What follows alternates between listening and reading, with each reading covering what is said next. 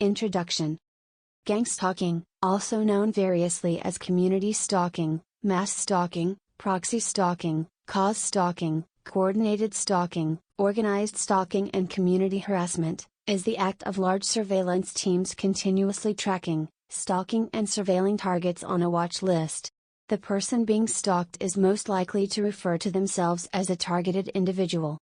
The tracking is done primarily via picking up the target's mobile phone location using cell site simulators, referred to most commonly colloquially as Stingray. The stalking is done primarily by each member of the surveillance team taking it in turns to stalk the target whilst doing role play or street theatery, trying to blend into the environment. The surveillance is then done via covert cameras which take imagery of the target as they go about their daily business, which is then transmitted via 5G back to a control center. Considering the bizarre nature of gangstalking and the amount of people involved, it is often not believed when people first hear about it. People will often believe instead that the target must be suffering from paranoia or delusion, when they describe what is happening to them. The purpose is to gather information about the target and potentially to gather evidence of wrongdoing, i.e. to build a case against them, though the specific reason why someone is placed on a watch list is never explained or justified. Even though attempts are made to make it covert, the target will likely realize quite quickly that they are being followed based on the cumulative effect, and statistical impossibility, of lots of smaller and bizarre things happening all along their journey.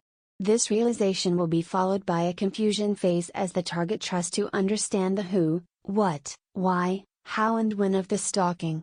They will eventually learn to adapt, form coping mechanisms, to the stalking, such as not going outdoors, leaving their phone at home, developing a safe space, etc. They may also attempt to stop the stalking by contacting the police, likely to result in a referral to mental health services, moving house, which doesn't work, or leaving the country, which is oftentimes the only thing which is successful. The target may also participate in social media, either as a content creator or consumer, which can act as a support network.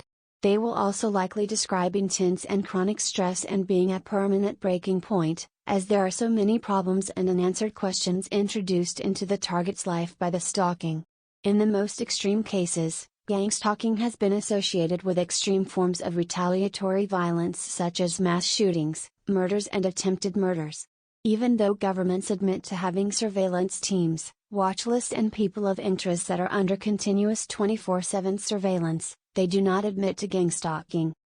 In addition to the continuous surveillance, a significant proportion of targets report other investigatory techniques used against them, and/or use of experimental military technology.